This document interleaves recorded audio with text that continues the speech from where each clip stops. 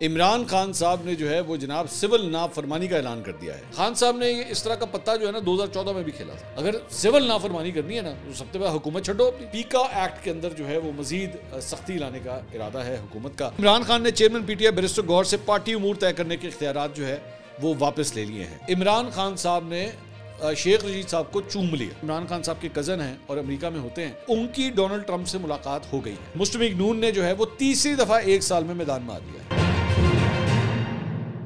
السلام علیکم ناظرین، میں ہوں منصور علی خان، اپنے ڈیل چینل کے اوپر آپ کو خوش آمدید کہوں گا۔ ناظرین، پچھلے 12 گھنٹے میں جو خبریں ڈیولپ ہوئی ہیں اور آنے والے 12 نہیں بلکہ میرے خیال میں اگلے 12 ہفتوں کے اندر جو ڈیولپمنٹس ہونے جا رہی ہیں اس کے بارے میں بات کریں گے، کیونکہ عمران خان صاحب نے جو ہے وہ جناب سول نافرمانی کا اعلان کر دیا ہے۔ جی ہاں، یہ ایک بڑا اعلان ہوا ہے اور یہ غالباً وہ آخری پتہ تھا جس کی بات ہو رہی تھی، تو وہ لگتا ہے کہ سول نافرمانی ہے۔ ذرا اس کو ایویلیویٹ کرتے ہیں ابھی تھوڑی دیر میں، اینڈ تک اس ویڈیو کو دیکھیے گا۔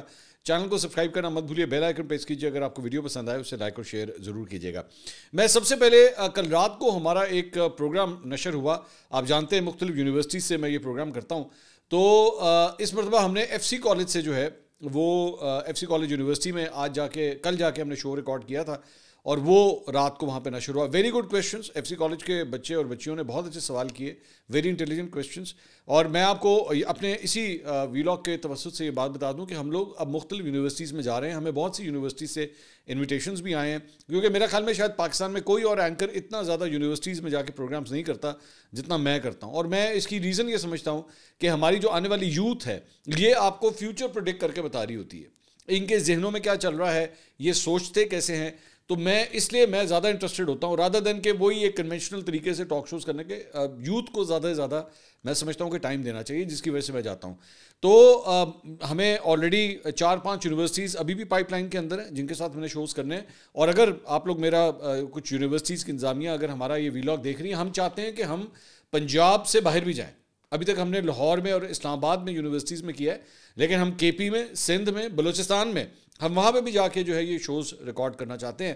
تو اگر کوئی یونیورسٹیز جو ہیں، ظاہری بات ہے اس میں ہم اکیلے فیصلہ کرنے والے تو نہیں ہیں، یہ تو کسی بھی یونیورسٹی کی ایڈمنسٹریشن جو ہے ہمیں الاؤ کرتی ہے، اسپیس دیتی ہے، تو پھر we are able to collaborate. تو یہ جو بیسیکلی کل رات کو جو پروگرام ہوا یہ ایف سی کالج میں ہوا۔ اظہر صدیق صاحب جو ہے وہ ہمارے شو کے اندر تشریف لائے ہوئے تھے، اور مسلم لیگ نون سے جو ہے وہ ذیشان رفیق صاحب جو ہے وہ تشریف لے کر آئے ہوئے تھے۔ تو بحث مباحثہ چل رہا تھا، تو ایک پوائنٹ کے اوپر جو ہے وہ میرے خیال میں اظہر صاحب سے وہ جسے کہتے ہیں نا کیلکولیشن غلط ہو گئی۔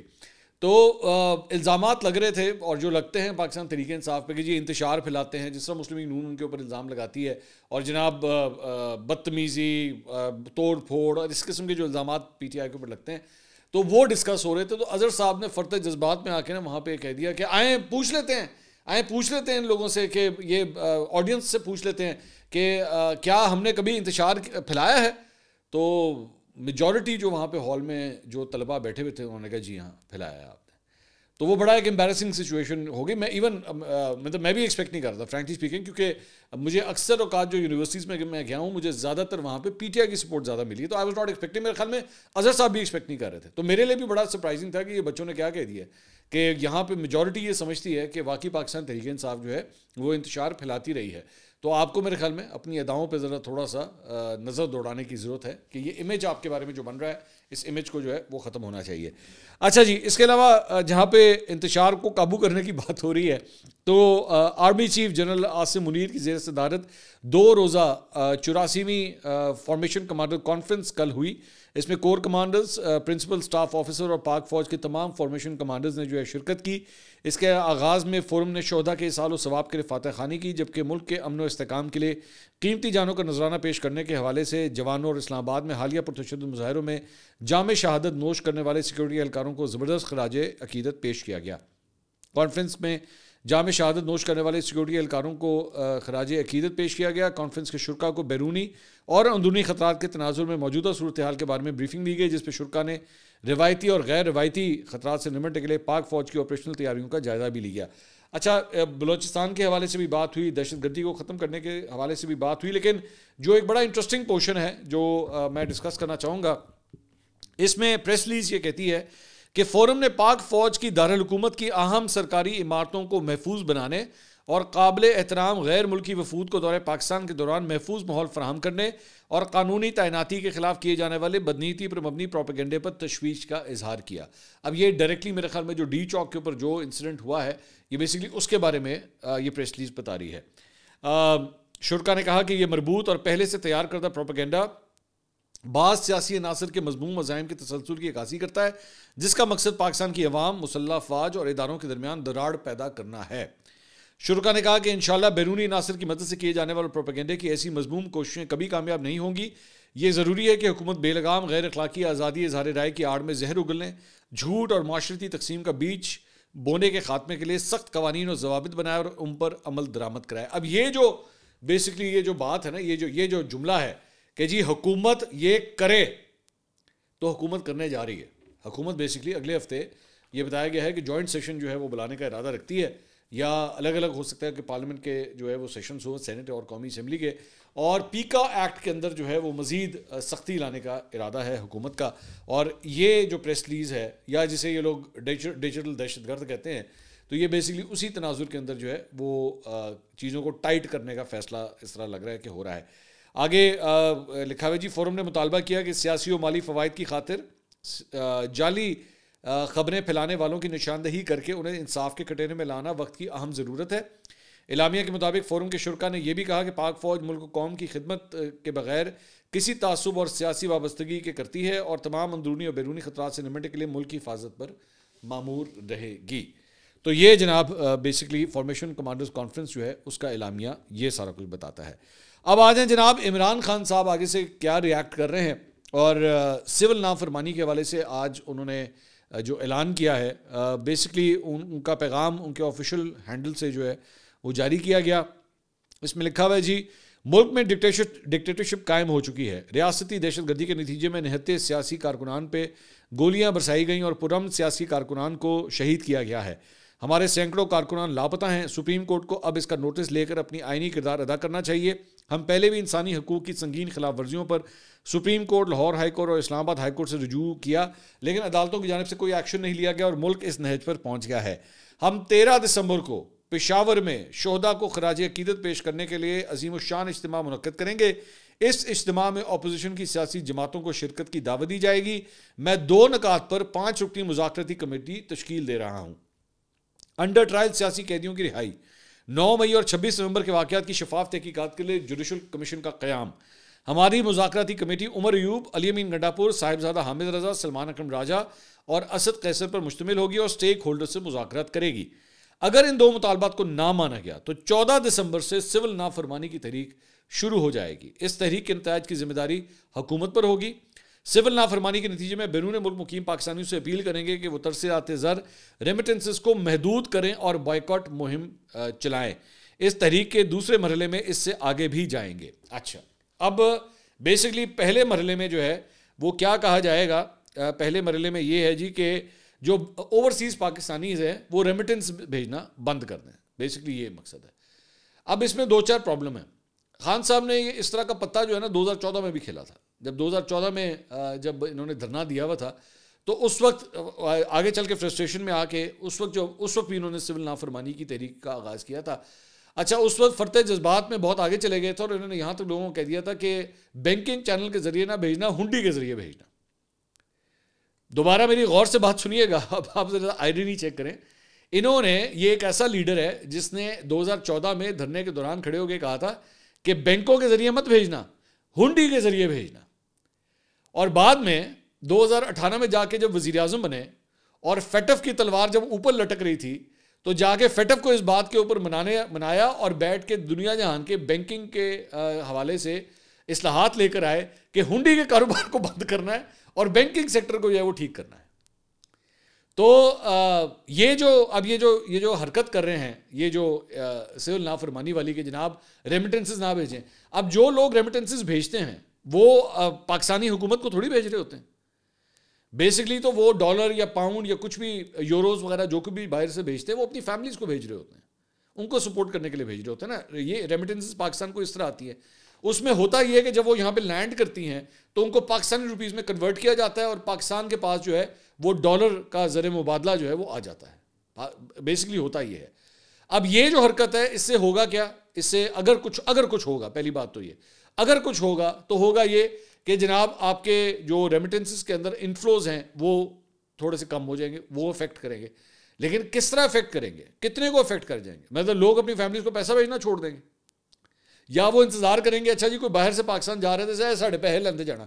یہ کتنی دفعہ آپ کر سکتے ہیں؟ مہینے میں 1 دفعہ کر لیں گے، 2 دفعہ کر لیں گے، کتنی دیر کریں گے؟ یہ سسٹین ہو سکتا ہے یہ؟ اور دوسری بات یہ کہ اس طرح کی حرکت کرنے سے، یہ ڈالر رکوا لینے سے کہ جی آپ ریمیٹنسز نہ بھیجیں، وہ ظاہری بات ہے 2 ہی طریقے ہوں گے، یا وہ بھیجنا بند کر دیں گے یا پھر وہ ہنڈی کے ذریعے بھیجیں گے. ہنڈی کے ابھی بھی تو چینلز موجود ہوتے ہیں نا، ایون دو دیٹس انلیگل، لیکن وہ چینلز موجود ہوتے ہیں. یعنی کہ آپ ایک جگہ پہ فیٹف کے حوالے سے حماد اظہر آپ نے اور اس وقت کی جو اسٹیبلشمنٹ تھی اس نے مل کے فیٹف کی تمام ان شرائط کو پورا کیا تھا. اب آپ یہ حرکتیں کر کے دوبارہ انہی چینلز کو ایکٹیویٹ کروانا چاہ رہے ہیں کہ پاکستان جو ہے وہ دوبارہ گرے لسٹ ہو جائے، مطلب پاکستان جو ہے فیٹف کے اندر گرے لسٹ ہو جائے اور الٹیمیٹلی اور اس کے لیے پرابلمس کریٹ ہوں. ایک بات. دوسری بات یہ کہ اس میں انہوں نے کہا کہ جناب پہلے مرحلے میں یہ ہے، کیا دوسرے مرحلے میں کیا ہوگا، کیا کریں گے دوسرے مرحلے میں؟ دوسرے مرحلے میں لاسٹ ٹائم کیا کیا تھا، اگر میں پچھلے جو طریقہ کار تھا جو اس وقت انہوں نے اپنایا تھا، تو اس وقت انہوں نے یہ کیا تھا کہ جناب آپ بجلی کے بل مت دیں، اور اس کے بعد مجھے یاد ہے انہوں نے بل پکڑ کے نا اس کو آگ لگا دی تھی. یہ تصویر آپ دیکھ رہے ہیں، یہ بل پکڑ کے جناب نے جو ہے اس وقت آگ لگا دی تھی. تو اس وقت بھی لوگوں نے بہت ان کو کرٹیسائز کیا تھا کہ ایک دفعہ اس بل کو پڑھ تو لینا تھا کہ اس کے اوپر لکھا کیا ہوا ہے. تو اور اس سے فرق کوئی بھی نہیں پڑا تھا. اچھا اس کے بعد چند وہ جو لونڈے شونڈے اس وقت کے تھے انہوں نے اپنی ویڈیوز وغیرہ بنائی کہ یہ دیکھیں ہم موٹر وے کے اوپر سفر کر رہے ہیں اور ہم جو ہے وہ ٹول پلازا کے اوپر ٹیکس نہیں دیں گے. وہ وہاں پہ مجھ چھوڑ کھڑا ہوا تھا کہ سائڈ تے لا لے گاڑی، ایتھے سائڈ تے لا لے، میں ویکھنا تو اگے کس طرح جانا ہے. تو یہ بچوں والی حرکتیں، یہ اس سے فرق کوئی نہیں پڑنا. یہ آپ نے کچھ کرنا ہے تو کچھ اور ذہن میں لے کر آئیں. ایویں بلا وجہ گلی کوچے کے اندر لڑائی کروانے والی بات ہے. مطلب آپ اگر فار ایگزامپل اگلے مرحلے میں کیا کہیں گے، گیس کے بل نہ دو، اگلے نے گیس کٹ دینی تاڑی. آج یہ بجلی کا بل نہ دو، وہ بجلی کٹ دینی انہیں تاڑی. ایڈی گڑی گل ہے، کوئی مسئلہ نہیں. تو اس طرح ہو نہیں سکتا، یہ پاسبل نہیں ہے کہ اس طرح سول نافرمانی کی تحریک جو. اور سول نافرمانی اگر آپ نے کرنی ہے، اگر سول نافرمانی کرنی ہے نا، تو سب سے پہلے حکومت چھڈو اپنی. کے پی کے اندر جو آپ کی حکومت قائم ہے اس کو چھوڑ دیں. اس سے بڑی سول نافرمانی کیا ہوگی؟ اچھا اب چلے آپ نے سول نافرمانی، کے پی کے لوگ جو ہے وہ سول نافرمانی کا حصہ ہے، تو کیا وہ کے پی کے لوگوں کو ٹیکس دینا بند کر دیں گے؟ کے پی کی گورنمنٹ کو ٹیکس دینا بند کر دیں گے؟ وہ اپنی ہی گورنمنٹ کو ٹیکس دینا بند کر دیں گے؟ یہ پاسبل نہیں ہے نا، یہ نہیں ہے پاسبل، بہت ڈیفیکلٹ ہے یہ چیز. خیر اچھا جی، اس کے علاوہ وی نیوز کے اوپر جرنلسٹ ہیں زبیر علی خان، انہوں نے ایک خبر رپورٹ کی ہے. انہوں نے کہا جی عمران خان نے chairman P T I barrister Gohar سے پارٹی امور طے کرنے کے اختیارات جو ہے وہ واپس لے لیے ہیں. ذرائع کے مطابق عمران خان نے اڈیالہ جیل میں عمر ایوب کو سیاسی حکمت عملی طے کرنے اور سیاسی فیصلے کرنے کا اختیار دے دیا ہے. ذرائع نے بتایا کہ اڈیالہ جیل میں عمران خان سے جی ایچ کیو حملہ کیس کے دوران شیخ رشید احمد، فواد چودھری، شاہ محمود قریشی، عمر ایوب اور دیگر نامزد ملزمان نے ملاقات کی. ذرائع کے مطابق عمران خان نے اپنے پرانے سیاسی ساتھیوں کے ساتھ ملکی سیاسی صورتحال پر گفتگو کی اور عمر ایوب کو سیاسی حکمت عملی طے کرنے کا اختیار دیا. ذرائع کا کہنا ہے کہ عمران خان نے مذاکراتی کمیٹی سے بھی بیرسٹر گوہر کو نکال دیا ہے. حکومت سے مذاکرات کے لیے 5 رکنی کمیٹی تشکیل دی گئی ہے جس کی سربراہی عمر ایوب کریں گے. کمیٹی کے دیگر اراکین میں سلمان اکرم راجہ، علی امین گنڈا پور، صاحبزادہ حامد رضا اور اسد کیسر شامل ہیں. ذرائع کے مطابق عمران خان نے 12 دسمبر کو پشاور میں شودھا مارچ انعقاد کرنے کی ہدایت دی جس میں شرکت کے لیے جے یو آئی فیس سمیت تمام اپوزیشن جماعتوں کو دعوت دی جائے گی. ذرائع نے بتایا کہ عمران خان نے حکومت کے ساتھ مذاکرات کی ہدایت کرتے ہوئے 12 دسمبر تک ڈیڈ لائن دی ہے جس میں سانحہ 26 نومبر اور 9 مئی کی جوڈیشل تحقیقات کروانے اور سیاسی قیدیوں کی رہائی کا الٹیمیٹم دیا گیا ہے. ان میں سے کچھ بھی پورا نہیں ہونا، ان میں سے کچھ بھی پورا نہیں ہونا ہے. پہلے بھی سارا کچھ جو ہے وہ ہو چکا ہے، اس میں سے کوئی شرط مجھے پوری ہوتی ہوئی نظر نہیں آ رہی. لیکن امپورٹنٹ بات جو آ رہی ہے وہ بیرسٹر گوہر کے حوالے سے آ رہی ہے. اچھا اس پہ فواد چودھری صاحب نے جو ہے وہ ایک رد عمل دیا ہے اس خبر کے اوپر. انہوں نے کہا کہ عمران خان نے بیرسٹر گوہر کی بہت تعریف کی اور کہا کہ انہوں نے مشکل وقت میں پارٹی کو سنبھالا ہے. اس کمیٹی کی سربراہی چونکہ عمر ایوب کر رہے ہیں تو چیئرمین بطور رکن تو کمیٹی میں شامل نہیں ہو سکتے، اس لیے اختیارات واپس لینے کا معاملہ نہیں ہے. تو یہ ڈینائی کر رہے ہیں فواد چودھری صاحب، کیونکہ فواد چودھری صاحب خود وہاں پہ موجود تھے. تو ان کا کہنا ہے کہ نہیں ایسی بات نہیں ہے. بیسکلی کیونکہ ان کا عہدہ بڑا ہے، بیرسٹر گوہر کا وہ چیئرمین ہے اور مذاکراتی کمیٹی کی سربراہی جو ہے وہ عمر ایوب صاحب کر رہے ہیں. اچھا عمر ایوب صاحب تو کر رہے ہیں، تو عمر ایوب صاحب یہ سارا کچھ جہاں پہ ہو رہا تھا اور یہ ساری خبریں ہو رہی تھی، بعد میں پتہ چلا کہ عمر ایوب صاحب باہر آئے تو ان کو ہی حراست میں لے لیا گیا، انہی کو حراست میں لے لیا گیا. اور اب مجھے نہیں سمجھ آ رہی کہ یہ مذاکراتی عمل چلے گا کس طرح جب آپ نے انہی کو حراست میں لے لیا ہے. اچھا دوسرا مجھے آج ایک فون آیا اور وہ فون آیا جناب شیخ رشید صاحب کے وکیل کا. تو شہباز صاحب ان کا نام ہے. اب یہ جو کچھ میں اگلی بات کہنے لگا ہوں یہ انہوں نے کہا ہے, مجھے نہیں پتا. ان کا یہ کہنا ہے کہ شیخ صاحب آج جب وہاں پہ ملے ہیں عمران خان صاحب سے تو بقول ان کے عمران خان صاحب نے شیخ رشید صاحب کو چوم لیا, مطلب ان کو بوسہ دیا, ان کے ماتھے پہ چوما کہ پتہ نہیں جو کچھ بھی ہے. تو میں پہلی بات تو یہ ویژولز ہی میرے لیے بڑے ہولناک تھے کہ مطلب عمران خان جو ہے وہ شیخ رشید کا ماتھا چوم رہے ہیں. دوسرا میں نے آج تک عمران خان صاحب کو یہ کرتے دیکھا نہیں ہے آج تک. مطلب ایک ہوتا ہے نا بندے کی پرسنالٹی ہوتی ہے, مطلب شیخ صاحب نے یہ کیا ہوا ہے, یہ آپ کے سامنے ہے.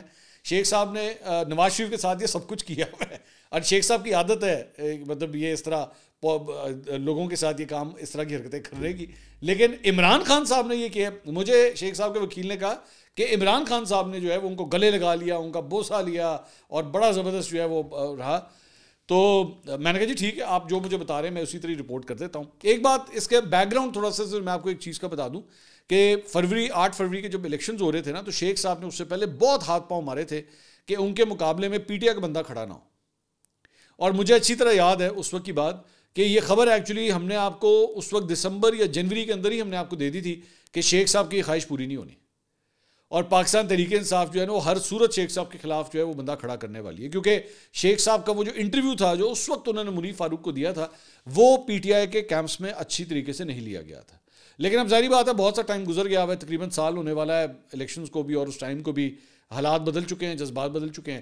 لیکن یہ مجھے بتایا گیا کہ جی کہ دونوں آپس میں اس طرح ملے ہیں اور ساری رنجشیں ختم ہو گئی ہیں, اور عمران خان صاحب اور شیخ رشید صاحب تو آپس میں بیٹھ کے بڑی انہوں نے گپے شپے بھی ماری ہیں, سارا کچھ کیا ہے.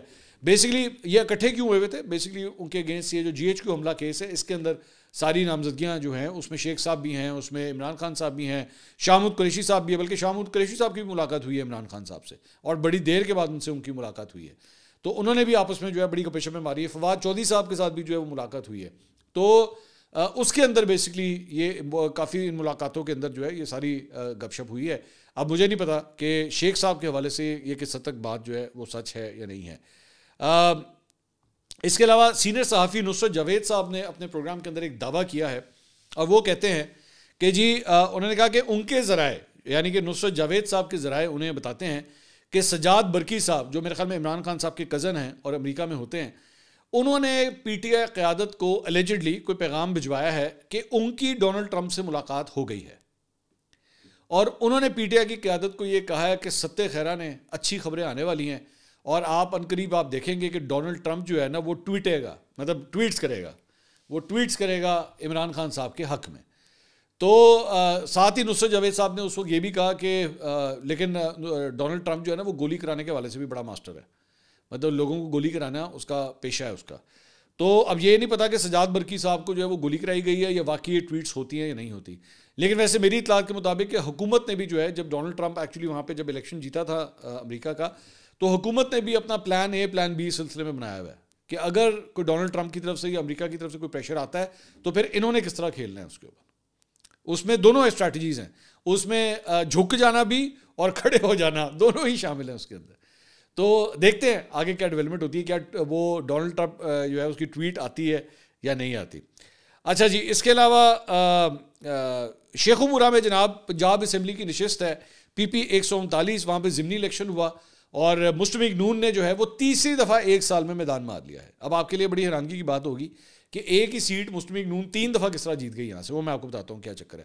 بیسکلی یہاں پہ جو ہے وہ مسلم لیگ نون کے جو رہنما ہیں رانا تنویر حسین صاحب, وہ این اے 120 اور پی پی 139 سے الیکشن لڑ رہے تھے. 8 فروری کا جو الیکشن تھا انہوں نے قومی اسمبلی اور صوبائی اسمبلی دونوں سے الیکشن لڑا تھا.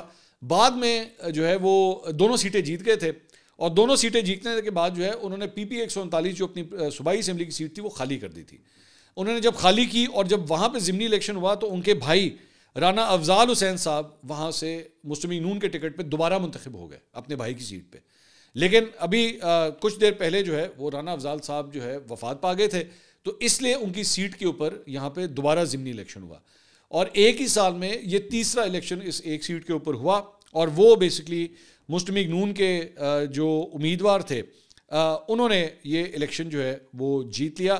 رانا طاہر اقبال صاحب 44,535 ووٹ جو ہے انہوں نے حاصل کیے. غیر حتمی نتیجے, غیر سرکاری نتیجے کے مطابق 124 پولنگ اسٹیشنز کا جو رزلٹ آیا اس میں انہوں نے یہ ووٹ حاصل کیے. اور پاکستان تحریک انصاف کے حمایت یافتہ جو امیدوار تھے انہوں نے 20,093 ووٹ حاصل کیے. تو تقریباً کوئی 24,000 ووٹوں سے جو ہے وہ مسلم لیگ نون نے یہ تیسری دفعہ یہ الیکشن بھی اب اس حلقے کا الیکشن جو ہے وہ اپنے نام کیا ہے. کرکٹ کے میدان سے بھی ایک خبر, اور وہ خبر یہ ہے کہ جناب بریکنگ نیوز یہ آئی ہے کہ بھارتی کرکٹ بورڈ اور پاکستان کرکٹ بورڈ کے درمیان جو مسائل پیدا ہوئے تھے چیمپئنز ٹرافی کو لے کے, تو ہائبرڈ سسٹم کے اوپر جو ہے وہ اب ڈیل ہو گئی ہے. اس کے مطابق چیمپئنز ٹرافی میں بھارت کے جو میچز ہوں گے وہ پاکستان میں نہیں ہوں گے. وہ میچز جو ہیں وہ دبئی میں کھیلے جائیں گے یا کسی دوسرے ملک میں جو ہے وہ ہوں گے اور ہائبرڈ نظام کے تحت, اور باقی سارے میچز جو ہے وہ پاکستان میں ہوں گے. لیکن ساتھ ہی ساتھ جب کوئی بھی آئی سی سی ایونٹ بھارت میں ہوگا تو پاکستان بھی اب بھارت ٹریول نہیں کرے گا, اور پاکستان بھی جو ہے وہ کسی تیسرے ملک کے اندر جا کے بھارت کا سامنا کرے گا اپنے, یا دیگر میچز بھی اپنے جو ہے وہ کسی تیسرے ملک میں کھیلے گا, بھارت میں جا کے وہ یہ میچز نہیں کھیلے گا. اس کے اوپر جو ہے یہ معاملہ طے ہوئے ہیں اور آفیشیلی اگلے 24 سے 48 گھنٹے میں آئی سی سی جو ہے اس کو آفیشیلی بھی اناؤنس کر دے گا. تو یہ تھی جناب اب تک کی اپڈیٹس. اگلی ویڈیو میں آپ سے دوبارہ ملاقات ہوگی. اللہ حافظ.